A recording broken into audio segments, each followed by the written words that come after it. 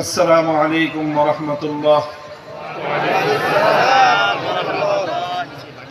إن الحمد لله نحمده ونستعينه ونستغفره ونؤمن به ونتوكل عليه ونشهد أن لا إله إلا الله وحده لا شريك له ونشهد أن سيدنا ومولانا محمدا عبده ورسوله صلى الله تعالى عليه وعلى آله وأصحابه وبارك وسلم تسليما كثيرا. أما بعد فأعوذ بالله من الشيطان الرجيم. بسم الله الرحمن الرحيم. الذين إن مكناهم في الأرض أقاموا الصلاة وآتوا الزكاة وأمروا بالمعروف ونهوا عن المنكر ولله عاقبة الأمور. بارك الله لنا ولكم في القرآن العظيم ونفعنا وإياكم بالآيات والذكر الحكيم.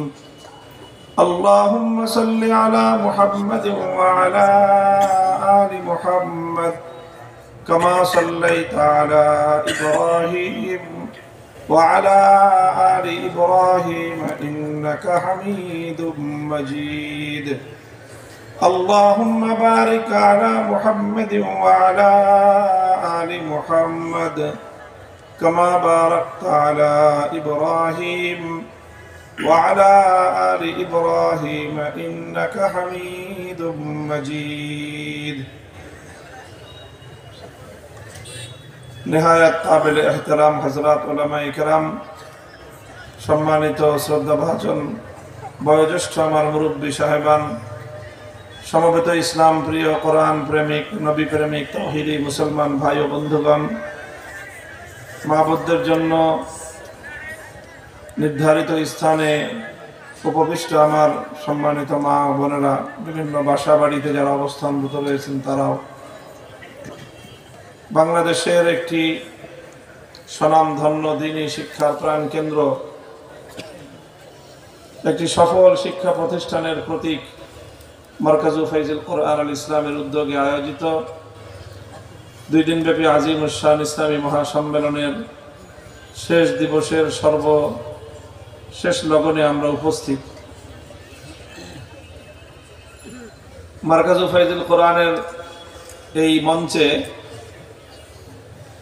2 দিন ধরে এবং সর্বশেষ কিছু আনুষ্ঠানিকতা আপনারা দেখলেন।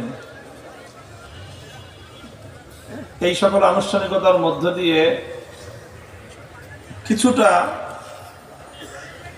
সেই বিষয়টার প্রকাশ ঘটল যে কথা আমরা সবসময় বলি না, মাঝে মাঝে বলতাম। বিগত ফ্যাসিস্ট সময়ে একটা স্লোগান, একটা কথা খুব মার্কেট পেয়েছিল। মার্কেটটা হলো যে কথাটা, সেটা হলো খেলার কথা বলতেন ওনারা। কথাটা প্রথমে বলছেন ওনারাই, একজন নারায়ণগঞ্জের থেকে আওয়াজ উঠেছেন, তার সুরে সুর মিলেছেন ফরিদপুর থেকে একজন, তারপরে সেই নারায়ণগঞ্জ থেকে ফরিদপুর হয়ে কথাটা চলে আসলো তাদের সেন্ট্রাল জায়গায়। এরপরে তিনি সারা দেশে একটা বিশেষ কণ্ঠস্বরে তিনি খেলা হবে এই স্লোগান দিতেন। তো সেই সময়ে যেহেতু কোথাও কোথাও সরাসরি আমার নাম উল্লেখ করেও ওনারা ওই সময় বলেছিলেন যে আসেন খেলা হবে, তো সেই সময় আমি একটা কথা বলতাম যে খেলা তো হবে, তবে খেলারও কিছু নিয়ম আছে। আলহামদুলিল্লাহ আমরা খেলার সেই নিয়ম মেনেই খেলতে চাই।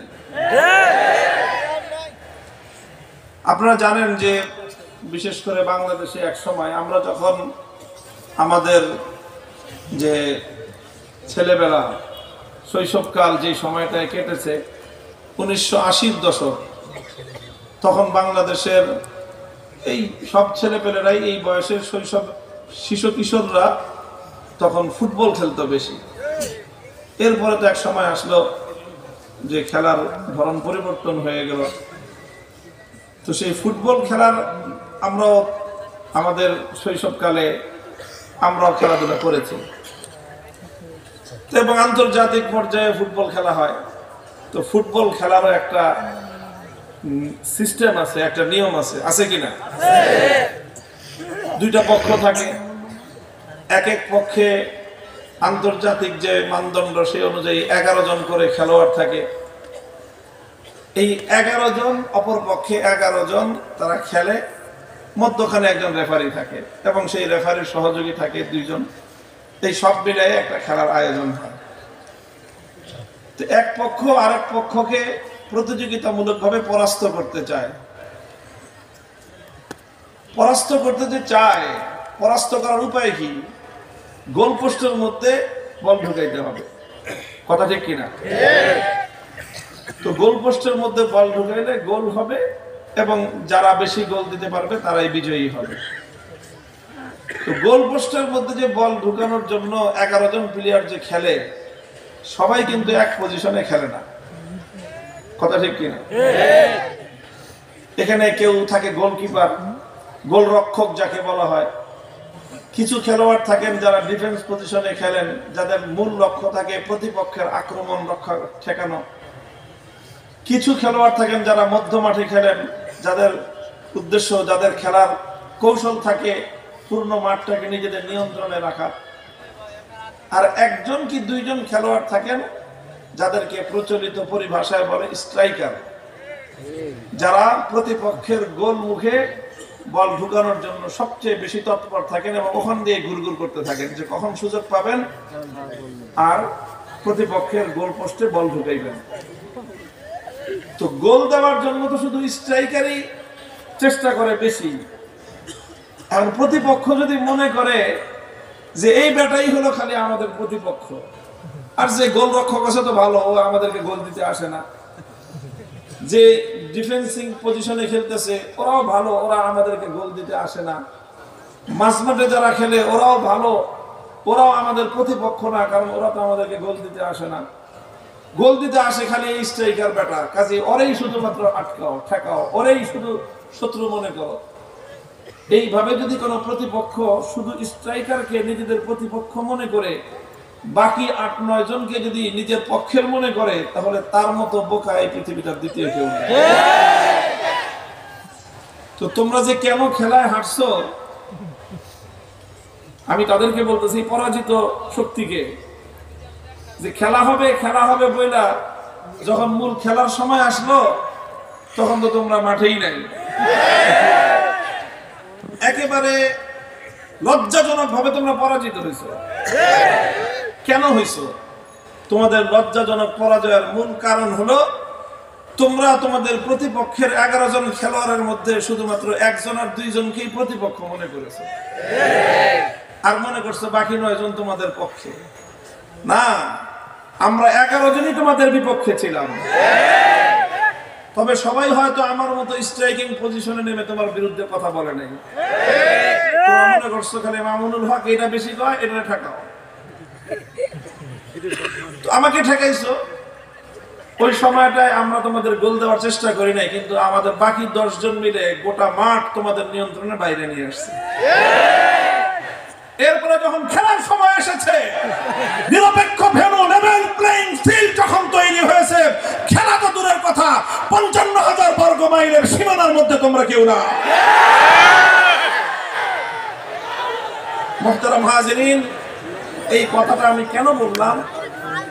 আমি আপনাদেরকে শুধু একটা জিনিস দেখাতে চাই, বুঝাতে চাই, বলতে চাই যে আলহামদুলিল্লাহ আমরা সবাই, আমাদের সবাই একেবারে সামনের সারিতে এসে প্রতিপক্ষের মুখোমুখি দাঁড়ায় না। আমরা কেউ কেউ দাঁড়াই আর বাকিরা পেছন দিক থেকে তাদের শক্তি যোগায়, এবং এই কৌশলটা আমাদের অব্যাহত রাখতে হবে। আমি বলি সবাইকে আলহামদুলিল্লাহ আমাদের মধ্যকার এই বন্ধন, হৃদয়ের এই বন্ধন, আত্মার বন্ধন, আমাদের সমকালীন উলামাদের মধ্যে, সমকালীন ইসলাম বেত্তাদের মধ্যে বিভিন্নমুখী কর্মকাণ্ড আমরা যারা পরিচালনা করি, আমাদের মধ্যে যে ইস্পাত কঠিন শক্তি, ইস্পাত কঠিন যে ঐক্য আল্লাহর রহমতে কান্নাহুম বুনিয়ানুম মারসুস, আল্লাহ এই শক্তির মধ্যে, এই ঐক্যের মধ্যে আরো বরকত দান করেন। আমিন। আমাদের মধ্যে বিভেদ তৈরি করবার জন্য রাষ্ট্রযন্ত্র এমন কোন অপকর্ম নাই, অপকৌশল নাই যেটা প্রয়োগ না করেছে। আমাদের অনেকে কারাগারে বন্দী হয়েছে, অনেকে মাসের পর মাস এমনকি বছর পেরিয়ে গেল ফেরারি জীবন যাপন করেছে, কিন্তু শত্রুপক্ষের বিদ্বেষী ইসলাম বিদ্বেষীদের ষড়যন্ত্রের পাতা ফাঁদে তারা পা দেয় নাই। আলহামদুলিল্লাহ, আল্লাহ পাক রব্বুল আলামিন তার সুফল আমাদেরকে দিয়েছেন। অবশিষ্ট সুফলটুকু যেন আমরা ঘরে তুলতে পারি, সেজন্য আল্লাহ আমাদেরকে তৌফিক দান করুন। মারকাজুল ফাইজুল কোরআন হলো আমাদের সেই নিভৃতচারী একটা দুর্গ, যেখান থেকে আমাদের আগামী দিনের সৈনিক তৈরি হয়, তৈরি হবে ইনশাআল্লাহ। মেধাবী মেধাবী প্রজ্ঞাবান সুকৌশলী একদল সমাজকর্মী তৈরি হবে, তৈরি হচ্ছে। আগামী দিনে ইনশাআল্লাহ আমরা খেলা হবে বলে মাঠ ছেড়ে যাব না, মাঠে লড়ব, প্রয়োজনে জীবন দিব, শাহাদাতের রক্ত বইবে, শহীদি ঈদগাহের মাঠে আমাদের কল্লা পড়ে থাকবে, সীমান্ত ছেড়ে পালাবো না ইনশাআল্লাহ।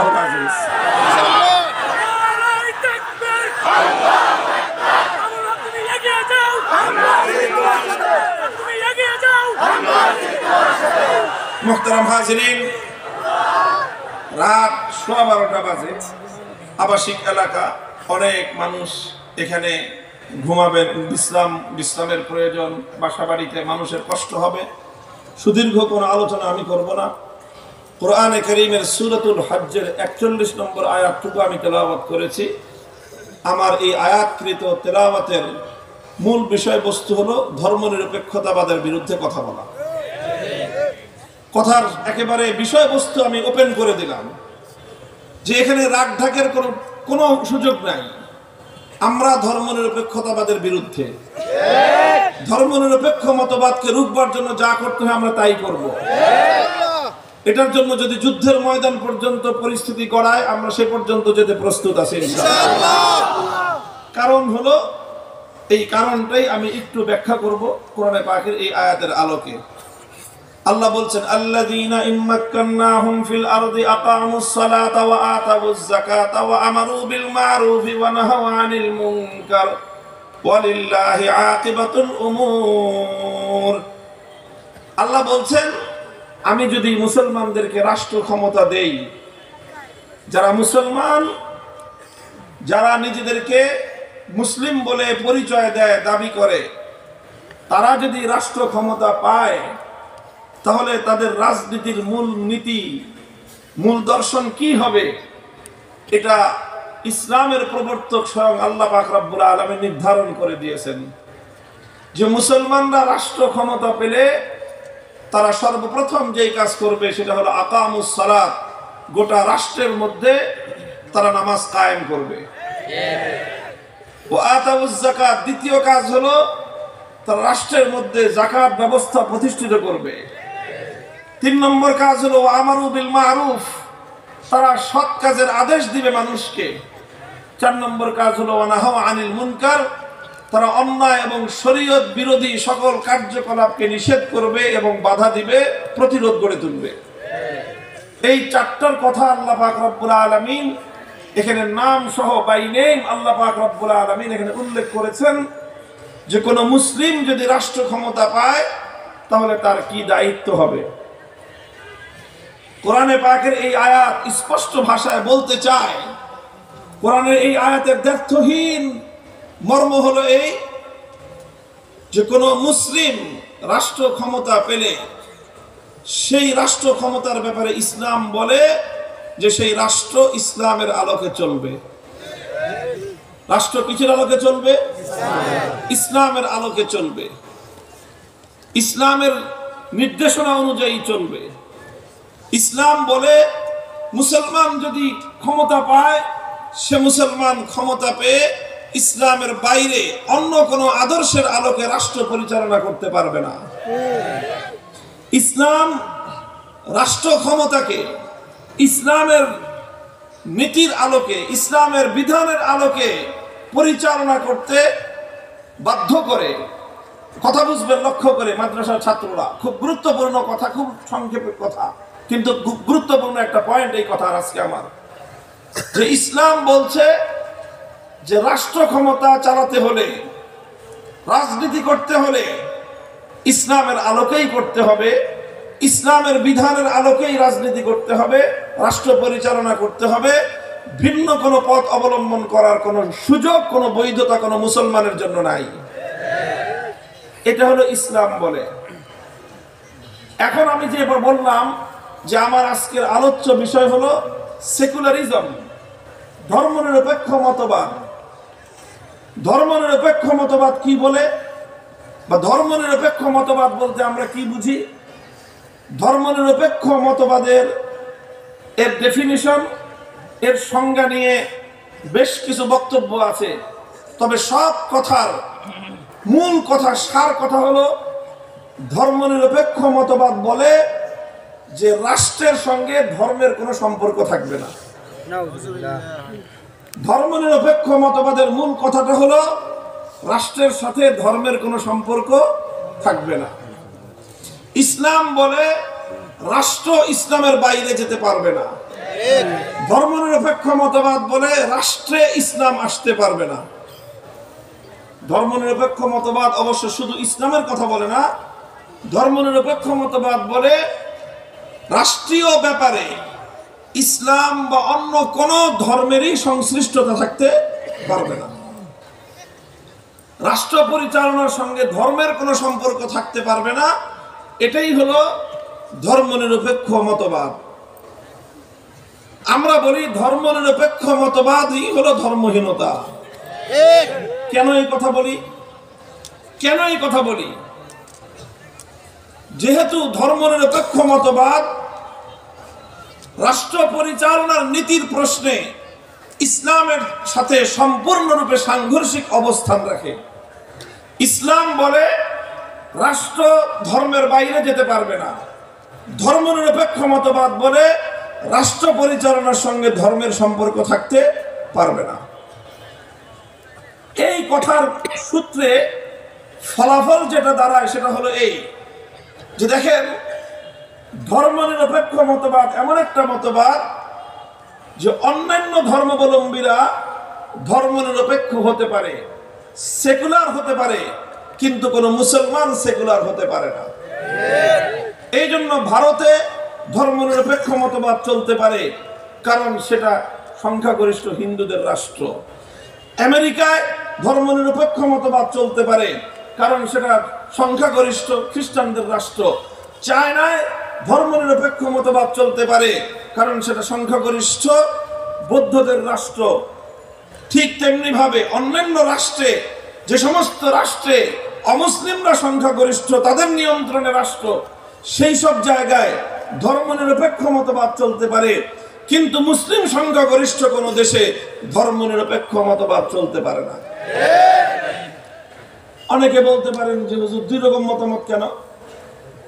ভারতের ক্ষেত্রে আপনারা বলেন ধর্মনিরপেক্ষ মতবাদ চলতে পারে, বাংলাদেশ ক্ষেত্রে আপনারা কেন বলবেন যে ধর্মনিরপেক্ষ মতবাদ চলতে পারবে না? দুই রকম কথাটা কেন? এই ছাত্ররা বুঝতেছে প্রশ্ন? আমরা বলি ভারতে ধর্মনিরপেক্ষ মতবাদ চলুক, কিন্তু বাংলাদেশে ধর্মনিরপেক্ষ মতবাদ চলতে পারবে না। এর কারণটা কি? কারণ হলো এই, ধর্মনিরপেক্ষ মতবাদের সঙ্গে হিন্দু ধর্মের কোনো সংঘর্ষ নাই। ধর্মনিরপেক্ষ মতবাদের সঙ্গে বৌদ্ধ ধর্মের কোনো সাংঘর্ষিকতা নাই। ধর্মনিরপেক্ষ মতবাদের সঙ্গে খ্রিস্ট ধর্মের কোনো বৈপরীত্য, কোনো সাংঘর্ষিকতা নাই। কিন্তু ধর্মনিরপেক্ষ মতবাদের সঙ্গে ইসলামের শতভাগ সংঘর্ষ রয়েছে। ইসলামের সাথে ধর্মনিরপেক্ষ মতবাদের সাংঘর্ষিকতা আছে। হিন্দু, বৌদ্ধ, খ্রিস্টান, অন্যান্য ধর্মের সঙ্গে ধর্মনিরপেক্ষ মতবাদের সাংঘর্ষিকতা নাই। কারণটা কি? আবার ওই কথা মনে করেন, স্মরণ করেন যে ধর্মনিরপেক্ষ মতবাদ কাকে বলা হয়। এটা মূল কথাটা মনে রাখতে হবে যে ধর্মনিরপেক্ষ মতবাদের অর্থ হলো রাষ্ট্রের সঙ্গে ধর্মের কোনো সম্পর্ক থাকতে পারবে না। হিন্দু ধর্ম এ কথা বলে না হিন্দুদেরকে,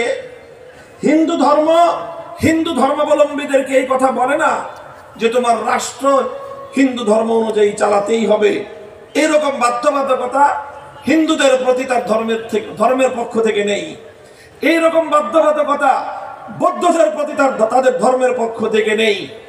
রাষ্ট্রকে ধর্মের আলোকেই চালাতে হবে এইরকম বাধ্যবাধকতা খ্রিস্টানদের প্রতি তাদের ধর্মের পক্ষ থেকে নেই। কিন্তু এইরকম বাধ্যবাধকতা পৃথিবীতে একমাত্র ধর্ম ইসলামের পক্ষ থেকে মুসলমানদের প্রতি রয়েছে। এই জন্য হিন্দু যদি ধর্মনিরপেক্ষ হয় সে ধর্মনিরপেক্ষ থাকতে পারে, হিন্দুও থাকতে পারে। খ্রিস্টান যদি ধর্মনিরপেক্ষ হয় সে ধর্মনিরপেক্ষ থাকতে পারে, খ্রিস্টানও থাকতে পারে। বৌদ্ধ যদি ধর্মনিরপেক্ষতা মতবাদের অনুসারী হয় সে ধর্মনিরপেক্ষ হতে পারে, বৌদ্ধও থাকতে পারে। কিন্তু মুসলমান যদি ধর্মনিরপেক্ষ হয়, ধর্মনিরপেক্ষ থাকতে পারে, মুসলমান থাকতে পারে না। মূল কথাটা বুঝতে হবে। কারণ হিন্দু, বৌদ্ধ, খ্রিস্টান সেকুলার হয়েও হিন্দু থাকতে পারে, বৌদ্ধ থাকতে পারে, খ্রিস্টান থাকতে পারলে মুসলমান কেন সেকুলার হলে মুসলমান থাকতে পারে না? তার কারণ হলো এই, কারণ হিন্দু, বৌদ্ধ, খ্রিস্টান অন্যান্য ধর্মগুলো তার ধর্মাবলম্বীকে ধর্মের আলোকে রাষ্ট্র পরিচালনা করতে বাধ্য করে না। কিন্তু Islam is the complete code of life. ইসলাম মানব জাতির পূর্ণাঙ্গ জীবন ব্যবস্থা হওয়ার কারণে ইসলাম রাষ্ট্র ব্যবস্থাকে, রাজনীতিকে, রাষ্ট্রনীতিকে অত্যন্ত গুরুত্বপূর্ণ ইসলামের অঙ্গ বলে ঘোষণা দিয়েছে। সুতরাং রাজনীতিকে যদি ইসলাম থেকে মাইনাস করা হয়, ইসলামকে অঙ্গহানি করা হবে। রাজনীতিকে যদি ইসলাম থেকে দূরে সরিয়ে দেওয়া হয়, ইসলামকে অপূর্ণাঙ্গ করে দেওয়া হবে। রাজনীতিকে যদি ইসলাম থেকে সম্পর্কহীন সাব্যস্ত করা হয় তাহলে ইসলামকে হত্যা করার চেষ্টা করা হবে। যারা ইসলামের অঙ্গহানি ঘটাবার চেষ্টা করে তাদের বিরুদ্ধে যুদ্ধ করা মুসলমানদের জিম্মেদারি।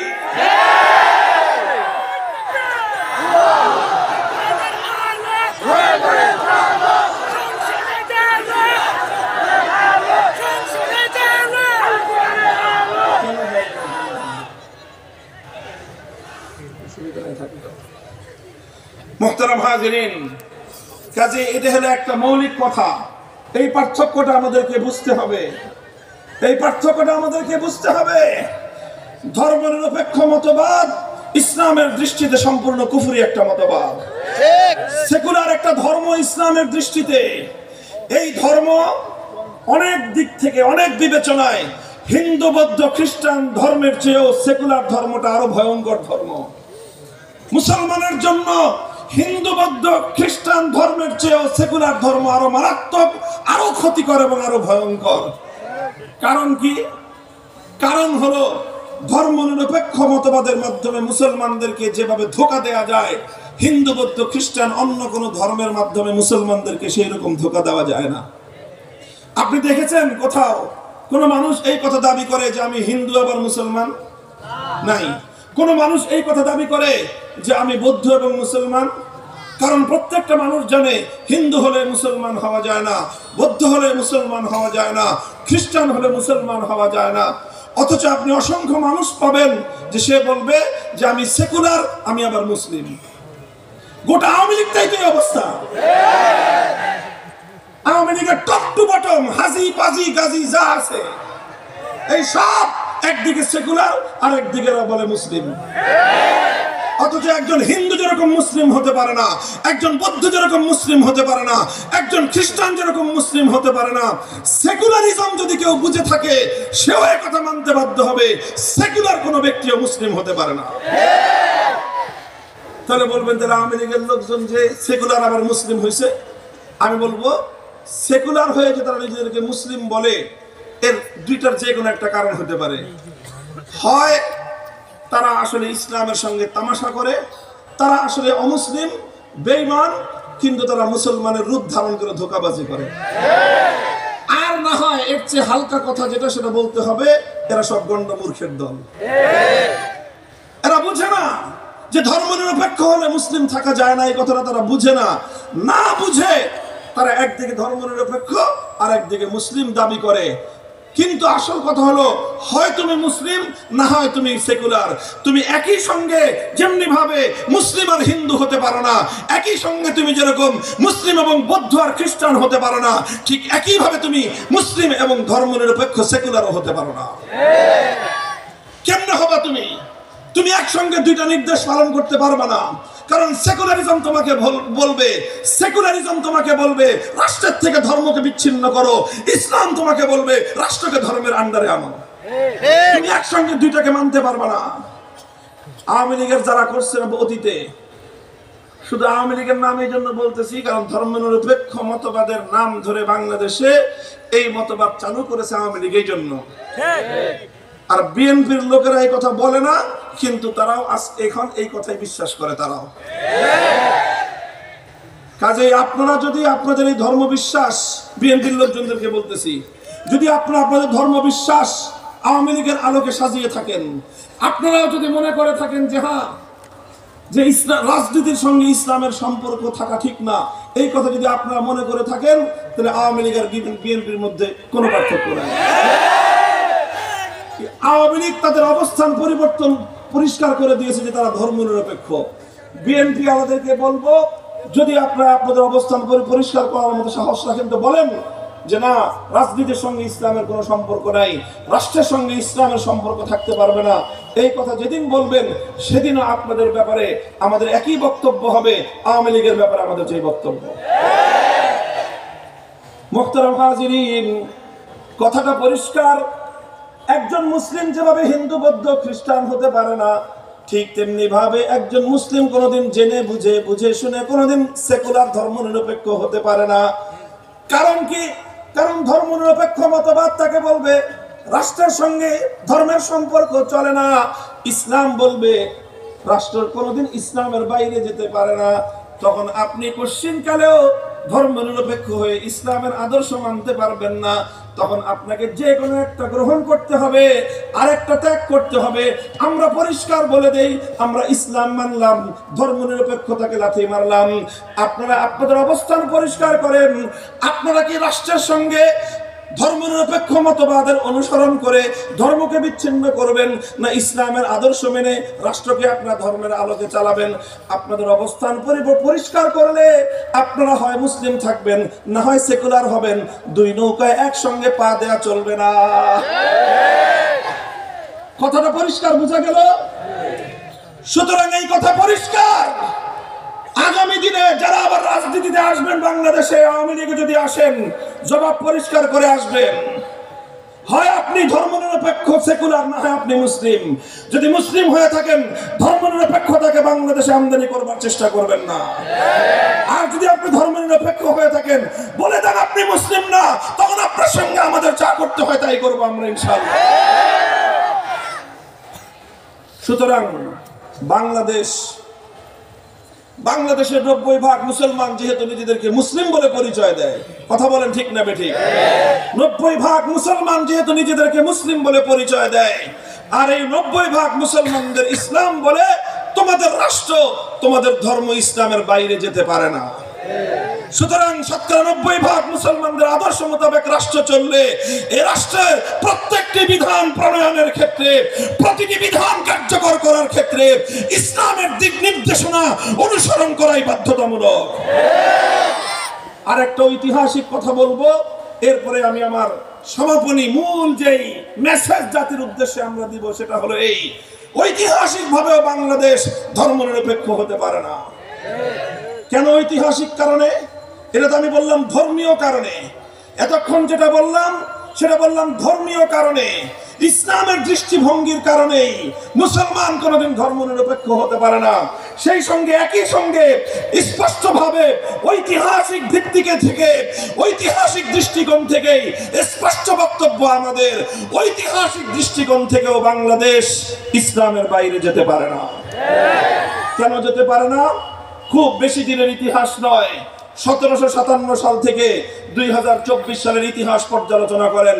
1757 সাল থেকে 1947 সাল, 190 বছর ব্রিটিশরা রাজত্ব করেছে, ব্রিটিশরা শাসন করেছে, গোলামীর জিঞ্জিরে আমাদেরকে আবদ্ধ করে রেখেছে। 190 বছর আমরা লড়াই করেছি, আজাদির লড়াই, লড়াই করেছি স্বাধীনতার লড়াই, লড়াই করেছি মুক্তিযুদ্ধের লড়াই, জীবন দিয়েছি। বালাকোটের রণাঙ্গনে শহীদ হয়েছেন সৈয়দ আহমদ রহমতুল্লাহ আলাইহি, যুদ্ধ করেছি শামীমের রণাঙ্গনে, রক্ত দিয়েছেন হাফেজ জামিন শহীদ রহমতুল্লাহ আলাইহি, লড়াই করেছি তাহরিকে রেশমি রুমালে, লড়াই করেছি তাহরিকে আজাদিতে, লড়াই করেছি তাহরিকে খেলাফতে। যুদ্ধের মধ্য দিয়ে রক্তের সাগর প্রবাহিত করে লক্ষ লক্ষ মানুষের রক্তের বন্যা দিয়ে আলেম ওলামাদের ফাঁসির কষ্টে ঝুলিয়ে, আলেমদের সন্তানরা ইতিম হয়ে, আলেমদের স্ত্রীরা বিধবা হয়ে, লাখো আলেমের রক্তের উপর দিয়ে 1947 সালে ব্রিটিশদেরকে বিতাড়িত করে উপমহাদেশ স্বাধীনতা লাভ করেছে।